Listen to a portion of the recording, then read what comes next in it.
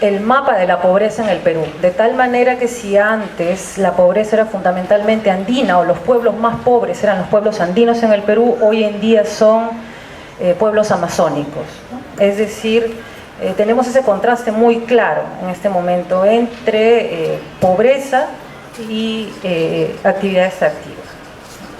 Entonces, la visión que encuentran ahí en respuesta a esta política de Estado es una profunda desconfianza que se basa en dos cuestiones fundamentales. La primera es que pese al crecimiento económico, entonces, las zonas de mayor pobreza son aquellas en las que justamente se realiza la mayor cantidad de actividad extractiva. Y se deriva de esto que hay una percepción acrecentada entonces de pobreza y desigualdad, porque junto con las cifras de crecimiento macroeconómico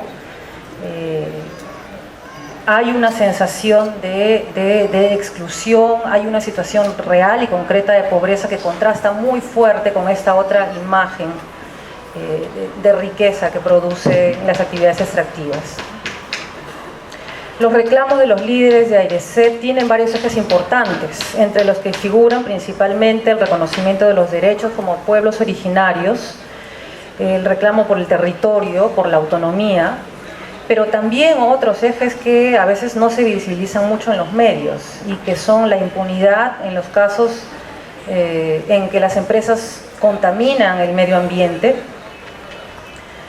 un sesgo del Estado en favor de los beneficios para las empresas extractivas, una falta de consideración de las particularidades, necesidades y actividades productivas propias de los pueblos amazónicos, e incluso formas en las que las prácticas sociales, no solamente económicas, que acompañan a las empresas extractivas, ahondan diferencias étnicas e incluso de género.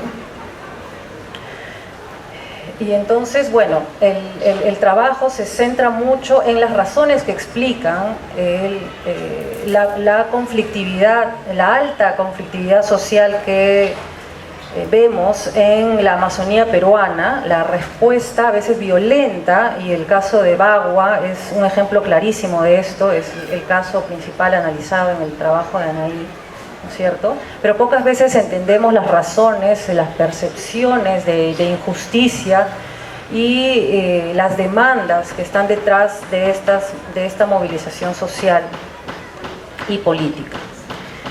Sin embargo, hay que decir también que a pesar de que hay una respuesta articulada, organizada, una percepción clara de desarrollo, una percepción clara de desigualdad, de injusticia social, de marginación y exclusión, y un cuestionamiento de la idea de desarrollo nacional,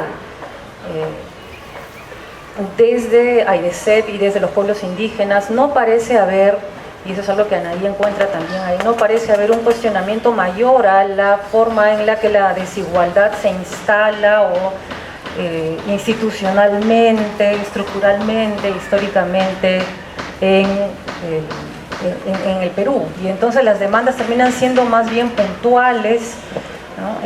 El rostro más visible de la desigualdad no es quizás la desigualdad, sino la pobreza, en lo que recoge Anaí. Y entonces los cuestionamientos no son tan de fondo como quizás quisiéramos, ¿no? Entonces me pregunto yo si parte de este problema en la percepción del tema de fondo es la misma en otros sectores que en otras áreas del país también pelean por las mismas cosas, ¿no? Es decir, por ejemplo, ¿cuál es la relación o cómo podríamos comparar estas percepciones, estas demandas, estas ideas en AIRECEP con, por ejemplo, con ACAMI, con las comunidades andinas? ¿O qué pasa cuál es la percepción de la desigualdad en otros sectores de la sociedad? ¿Cuál es la recepción de las demandas y de las ideas de grupos como AIRECEP en un conjunto más amplio, sin el cual en realidad no se puede o difícilmente se podría articular una lucha más amplia, ¿no?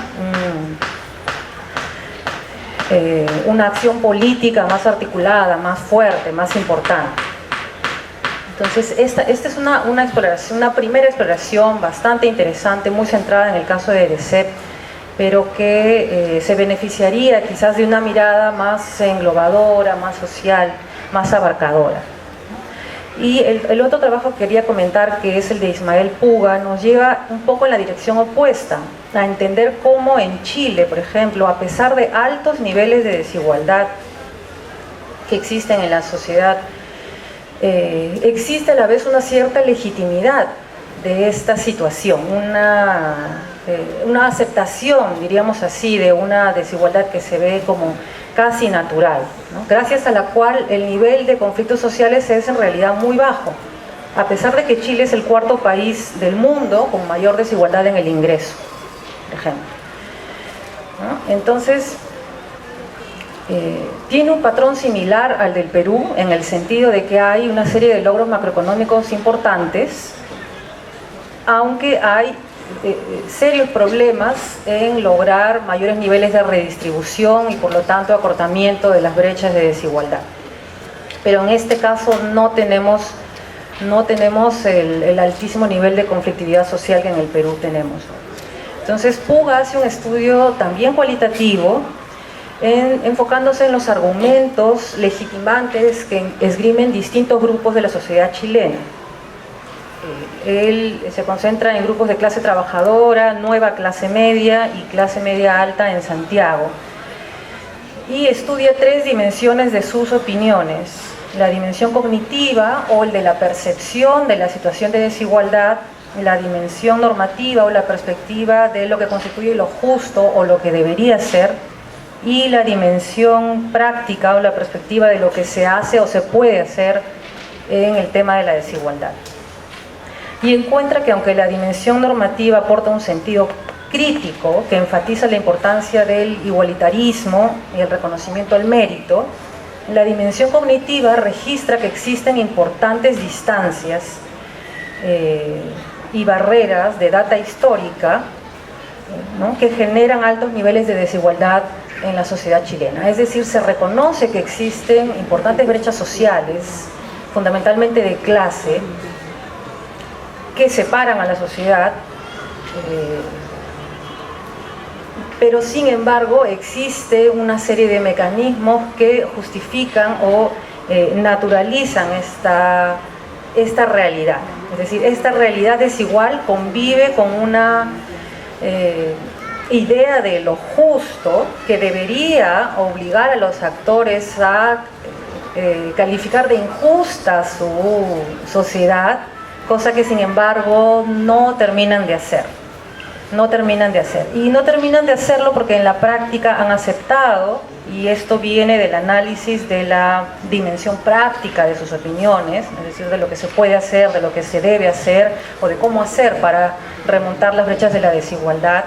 Y Puga las encuentra en la explicación de que el sistema económico fundamentalmente tiene una serie de mecanismos que deberían conducir normalmente al acortamiento de esas brechas, ¿no?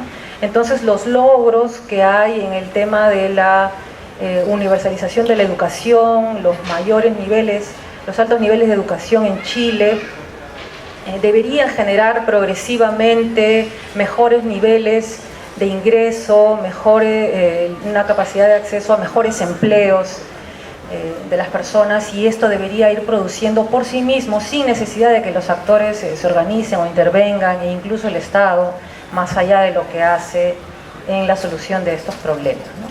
Entonces, este es también un estudio preliminar, no tenemos una explicación más detallada y más contundente que esta, pero es interesante cómo es una visión que explica desde otra perspectiva, de otra manera, ¿no?, dos situaciones que, digamos, descriptivamente pueden parecerse mucho, pero que sin embargo son recuperadas y entendidas por los actores de distinta manera.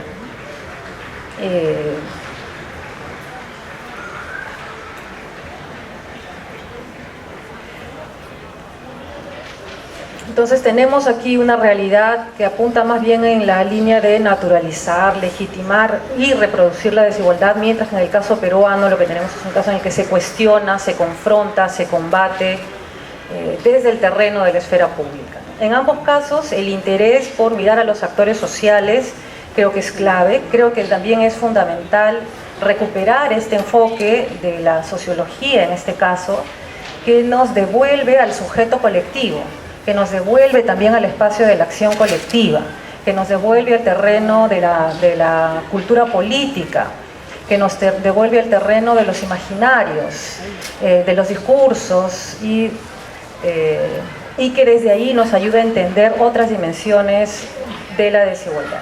Gracias.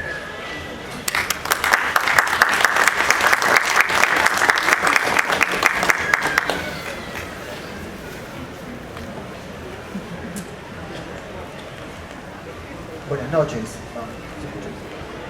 ¿Está bien? ¿Ahí? Ya. Buenas noches. A mí el libro me ha parecido una muy buena compilación de artículos de distintas profesiones. Yo creo rescatar dos elementos centrales del libro en general. Uno de ellos es el aporte a poder entender un poco mejor la desigualdad, que es uno de los problemas que, al menos desde mi profesión, la economía, ha estado abandonado en los últimos años, y es recién en los últimos 5 años que puede haberse empezado a retomar el tema cada vez con más fuerza, pero ha tenido unos buenos 20 o 30 años en el olvido, mientras que la concentración era mucho mayor en el tema de la pobreza. En tal sentido me parece que es un aporte muy interesante, porque no solamente pinta la situación de nuestro país a partir del trabajo de Anaí, sino de una realidad que parece bastante común en toda nuestra región. Y el otro tema que me parece muy importante es cómo se rescata esta multidisciplinariedad en el libro en su conjunto. A mí me parece muy importante ver aportes de economistas, sociólogos, antropólogos, y creo que esa es además la manera de estudiar la desigualdad. Yo creo que nosotros, los economistas, somos un poco, digamos, miopes a la hora de verlo solamente desde el número. Creo que hay mucha riqueza en estudios como los que hemos estado, como los que, digamos, somos testigos en este libro, y creo que eso contribuye mucho también a este diálogo interdisciplinario que me parece muy importante. El libro me parece muy importante, además, en un momento que me parece también importante para la región. La región, como se mencionó hace un momento, es la región más desigual del planeta, y Perú es uno de los países que tiene, pues, una desigualdad promedio en la región. No es el que tiene la mayor desigualdad, tampoco es el que tiene la menor, pero las diferencias no son muy grandes, ¿no? Me parece muy interesante porque en los últimos años en la región hay toda una discusión a este modelo de crecimiento, modelo de desarrollo, y lo vemos, pues, en los distintos gobiernos que van, digamos, apareciendo en la región. Y me parece que es un tema muy, muy interesante. No solamente está pasando en el Perú, me parece que pasa en muchas partes. Me parece que el libro ayuda un poco a entender desde nuestra perspectiva qué es lo que está pasando un poco en este nuevo panorama mundial, en el que por alguna razón se está tomando mucho más fuerza el tema de la desigualdad, justamente porque hay muchísimo movimiento, ¿no? La gente está bastante, digamos, crítica frente a un modelo de desarrollo que, al entender de muchos, no se está distribuyendo los beneficios de una manera equitativa. Y otra vez el tema, y creo que tiene que ver mucho con esto de una región, además, en el caso de América Latina, boyante en los últimos años, un Perú creciendo a ritmos muy importantes, con una desigualdad que en verdad no se ha movido, ¿no? En términos, al menos, como lo entienden los economistas, que es un tema de distribución del ingreso, nada más, solamente hablando en términos monetarios. Y una pobreza que cae. Entonces ahí hay alguna cosa que no funciona, no solamente pasa aquí, pasa en muchos lados, y este chorreo parece que es cuestionado por muchos lados también. Nosotros en economía entendemos la desigualdad como el contraste entre algunas condiciones específicas de algún bien o de algo, entre una persona y un grupo contra algún otro grupo o alguna otra persona, ¿no? Hay un contraste que nosotros tenemos que evaluar de alguna condición específica.